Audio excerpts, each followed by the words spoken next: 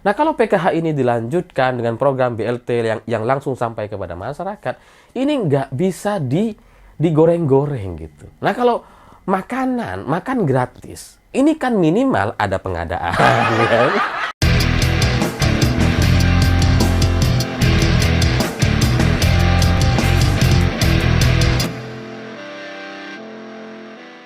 Selamat malam para mantan, selamat malam untuk semua mantan-mantan kalian yang kalau dia disindir, dia nggak paham-paham. Padahal sindiran kita udah belak-belakan gitu ya.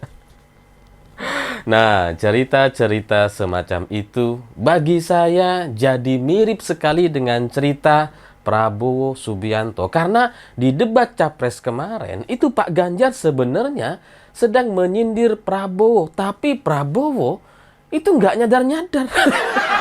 Terus dia menyampaikan hal-hal yang tidak sesuai. Karena Pak Ganjar bilang bahwa yang namanya pemimpin itu harus sesuai antara pikiran, perkataan, dan perbuatan.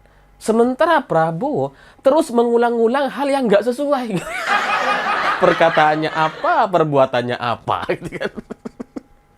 Sama sekali nggak sesuai gitu. Sama seperti ketika Prabowo bilang bahwa saya nggak takut, nggak punya jabatan. Wes, mana bisa dia bilang seperti itu? Kalau dia nggak takut, nggak punya jabatan, lalu kenapa dia maju berkali-kali di Pilpres? Udah kalah lagi gitu ya. Maju lagi. Apa itu coba? Kan nggak sesuai gitu dengan pikiran dan perkataannya gitu. Dia bilang bahwa nggak takut nggak punya jabatan, tapi nyapres terus. Bilang nggak takut nggak punya jabatan, tapi setelah kalah di Pilpres jadi menteri. Lah kalau dia nggak takut nggak punya jabatan, ngapain dia jadi menteri? Udah nggak usah gitu kan. Kalaupun misalkan Pak Jokowi ngajak masuk ke dalam koalisi, ya udah biarkan orang lain yang jadi menteri. Tapi ini kan enggak gitu. Ketika kesempatan itu ada, dia pengen masuk juga dia. Meskipun nyapres tapi ditawari menteri, udah mau dia gitu ya. Itu gitu kan nggak usah nyapres dia. Nyamen aja calon menteri. Kita buatlah pagelaran calon menteri gitu kan. Ya tolong aja disahkan di MK kan bisa. Apa yang nggak bisa di negeri ini? Atur aja lah. Kan aturable semuanya gitu. Jadi pernyataan Prabowo itu tidak sesuai dengan apa yang dia lakukan. Dan ini dia sampaikan ketika debat itu berkali-kali. Sama sekali nggak sesuai. Dan inilah karakter Prabowo yang sebenarnya gitu. Dan itulah yang kemudian terjadi belakangan ini. Ketika Prabowo secara nggak sengaja bilang bahwa dia ditanya soal berkuasa gitu ya. Entah di Mata Najwa kalau nggak salah. Dia sempat keceplosan tuh cerita. Saya ini 20 tahun nggak berkuasa, nggak punya kredit, gitu ya. Nggak dapat kredit, nggak dapat pinjaman bank, gitu ya. Itu kan secara tidak sengaja, dia ingin menggambarkan bahwa tujuan dia nyapres, tujuan dia berkuasa, atau menjadi menhan, atau masuk ke dalam pemerintahan, itu tujuannya, ya tujuan pribadi, gitu. Pengen dapat kredit misalkan, itu kan tujuannya tujuan pribadi. Nah, tujuan untuk mendapatkan kredit, karena dia masuk ke dalam pemerintahan, ini pasti ada yang diotak-atik. Karena kalau soal kredit, itu kan semestinya kita semua bisa ajukan. Kita misalkan mau ngajukan apa? Kredit motor, kredit mobil, bisa kan? Nggak harus masuk ke dalam pemerintahan, nggak harus jadi pejabat kan?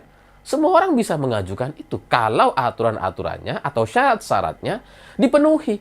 Nah kalau sampai kemudian Prabowo cerita dia nggak dapat kredit, padahal dengan profil dia sebagai pengusaha besar di Indonesia, ini kan menunjukkan bahwa dia tidak cukup syarat dan atau misalkan permintaan dia itu nggak sesuai dengan standar bank misalkan.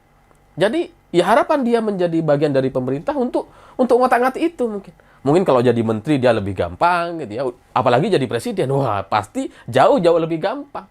Ya karena bank-bank di negara kita kan banyak kan BUMN. Di bawah presiden itu. Bisa diatur-atur gitu. Apa yang nggak bisa? Undang-undang aja bisa diubah gitu. Jadi tujuan-tujuan Prabowo ini ya cuma untuk kepentingan dirinya sendiri, dan itu tidak sesuai dengan ucapan-ucapan dia gitu.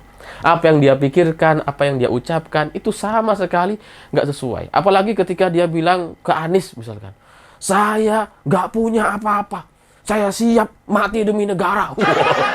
Mukanya muka-muka serem gitu kan. Lagi-lagi ini kan nggak sesuai dengan kenyataannya. Kenyataannya adalah Prabowo itu kekayaannya itu mencapai 2 triliun rupiah. Nah, kalau Prabowo merasa dia nggak punya apa-apa, lah terus kita-kita ini apa? Kekayaan kita kalau dihitung-hitung kayaknya nggak banyak gitu, nggak kaya. Itu nggak bisa disebut sebagai kekayaan, karena nggak kaya. Ya kalau Prabowo bisa tuh harta kekayaan gitu kan, ya karena dia kaya. Lah kalau kita ini harta apa? Rumah juga masih belum lunas gitu. Gak bisa gitu. Lah kalau kita ini dianggap, kalau Prabowo itu menganggap bahwa dirinya nggak punya apa-apa, lah terus kita ini apa gitu. Lalu selain itu, Prabowo selain harta kekayaan gitu ya, dia adalah ketua partai Gerindra. Lalu dia sekarang menjadi menteri. Masa iya dia nggak punya apa-apa? Itu kembali lagi tidak sesuai dengan apa yang dia pikirkan, apa yang dia ucapkan, dan kenyataannya seperti apa. Dan ini menurut Pak Ganjar, dan saya setuju, ini adalah sebuah contoh orang yang tidak layak untuk menjadi pemimpin. Karena setiap perkataan-perkataannya itu akan menjadi tidak sesuai. Apalagi ketika dia bilang di debat, contoh yang lain gitu ya. Ini yudikatif harus independen. Nggak boleh diintervensi oleh kekuasaan. Sehingga nanti ketika saya memimpin, biasa, berapi-api gitu. Tapi itu kan nggak sesuai dengan kenyataan, dengan apa yang dia lakukan. Kalau dia ingin agar yudikatif itu harus independen dan tidak boleh diintervensi oleh kekuasaan, semestinya dia tidak mengambil Gibran sebagai cawapresnya. Karena itu adalah produk intervensi kekuasaan. Intervensi kekuasaan ini itu yang ada dalam vonis MK. Ini bukan opini, ini asli, ini intervensi. Memang ada intervensi. Jadi Gibran maju sebagai cawapres itu produk intervensi. Nah, kalau Prabowo mau yudikatif ini harus independen, nggak boleh diintervensi oleh kekuasaan, mestinya dia tolak Gibran itu. Dia nggak mau Gibran sebagai cawapresnya. Karena apa? Karena itu adalah produk intervensi. Tapi kemudian apa? Dia pakai juga. Dia ambil juga. Untuk apa? Untuk kepentingan pribadinya. Untuk imajinasi bahwa dia bisa menang di Pilpres 2024. Karena dia beranggapan bahwa lawan dia itu Pak Jokowi. Jadi kalau keluarga Pak Jokowi sudah gabung ke dia, dia berpikir dan meyakini dia bisa menang. Padahal hidup itu kan tidak sesederhana itu. Ya. Tidak semudah itu. Gitu. Jadi apa yang dilakukan oleh Prabowo itu suka nggak nyambung dengan apa yang dia sampaikan. Dia janjinya apa, ini kelakuannya apa gitu. Jadi tujuan Prabowo nyapres itu bagi saya ya sebatas tujuan pribadi. Mungkin ini agak berlebihan, tapi ini pendapat saya. Gitu. Pendapat saya, Prabowo itu nyapres ya sebatas untuk membuat keluarganya bangga. Ada yang bisa dibanggakan gitu. Karena dari keluarganya ini banyak yang tidak bisa membanggakan atau negatif citranya. Seperti misalkan bapaknya dianggap pemberontak, kemudian mertuanya dilengsarkan sebagai rezim diktator gitu ya. Dia ingin menutup usianya dengan menjadi presiden. Supaya apa? Supaya dia bisa memperbaiki sejarah kelam keluarganya gitu. Untuk mengangkat nama Soeharto mungkin gitu kan. Ya supaya orang-orang jadi tidak menganggap bahwa Soeharto itu diktator dan sebagainya. Gitu. Padahal iya sebetulnya. Maka kalau tujuan-tujuannya pribadi, kita harus memahami sehingga apa yang dilakukan oleh Prabowo, misalkan dari program-program makan gratis, gitu ya, itu kita bisa lihat gitu bahwa ada tujuan pribadi di sana. Kenapa kemudian Prabowo dan Gibran ini setuju dengan ide atau gagasan makan gratis dan susu gratis itu? Ya karena ada unsur yang bisa memenuhi kepentingan dan keinginannya gitu. Karena program makan gratis ini kan nantinya rencananya itu akan diambilkan dari dana-dana bansos yang lain. Dari PKH, dari BLT, bantuan-bantuan yang lain. Itu kemudian akan diotak-atik gitu. Akan diambil anggaran-anggaran ini untuk kepentingan makan dan susu gratis. Kenapa ini kemudian mau diotak-atik gitu? Ya karena kalau PKH, setahu saya, orang-orang di tetangga saya, itu kalau dapat PKH, itu kan emang nggak ada potongan apa-apa gitu.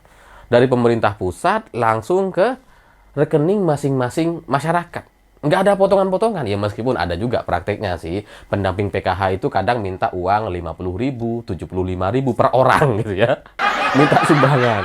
Padahal ini seharusnya nggak boleh. Gitu ya. Itu harusnya nggak boleh dilakukan. Tapi ya katakanlah ada potongan-potongan seperti itu.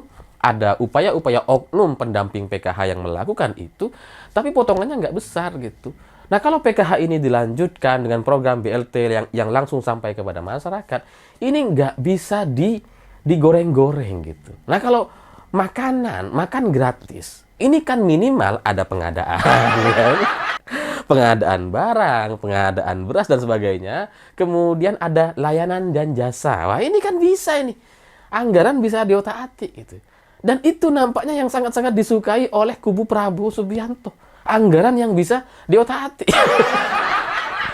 Ya kalau PKH kan udah gak bisa gitu ya, langsung kepada masyarakat gitu. Sehingga dari sini kita bisa melihat bahwa kalaupun misalkan tim Prabowo atau tim Gibran itu punya ide dan gagasan yang bagus, yang misalkan memang benar-benar bagus atau bisa membantu masyarakat, misalkan ini ya, misalkan itu nggak akan terlalu bisa diakomodir atau dilaksanakan oleh Prabowo. Ya buktinya sekarang gitu. Apa coba program mereka? Makan siang dan susu gratis itu. Yang lain-lain agak-agak lupa Prabowo atau bahkan mungkin nggak paham karena itu tidak mengakomodir kepentingan dia secara alamiah gitu. Jadi kalau kalian punya gagasan, kalian punya ide dan banyak hal terobosan-terobosan baru di negara ini gitu ya. Tapi kalau presidennya Prabowo, itu semua nggak akan dieksekusi. Kecuali program-program itu menguntungkan Prabowo. Nah, kalian ya percuma punya ide dan gagasan kalau kemudian nggak bisa dieksekusi. Karena pada akhirnya presidenlah yang mengeksekusi semua ide dan gagasan itu. Nah, itulah yang kemudian membuat kita semestinya lebih memilih Ganjar Pranowo. Karena dari Pak Ganjar itulah ide dan gagasan itu banyak yang dieksekusi. Karena orangnya terbuka gitu. Bukan yang kayak si Prabowo ini. Jadi ya bagi saya kalau kalian masih bertahan di kubu teman-teman saya gitu ya yang punya ide dan gagasan bagus untuk Indonesia. Tapi kalau pemimpinnya Prabowo, maka semua gagasan itu nggak akan ada gunanya. Nggak akan dieksekusi juga gitu. Ya katakanlah sekarang, oh iya kita setuju. Tapi nanti nggak akan. Ini buktinya gitu. Di debat Capres kemarin, itu kan mestinya Prabowo itu sudah disiapkan atau di-coaching sama timnya. Tapi apa yang kemudian ada di panggung? Nggak ada dia untuk kepentingan dirinya sendiri aja. Jadi ya silahkan pikirkan ulang gitu ya. Tapi kalau dari saya untuk Indonesia yang lebih benar, lebih baik ke depan, memang kita harus punya pemimpin yang mau mendengarkan, yang mau bertemu dengan masyarakat.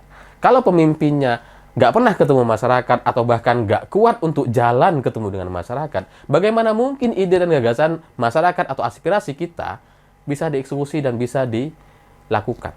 Nggak akan gitu. Saya pikir itu. Terima kasih sudah menonton. Begitulah kura-kura.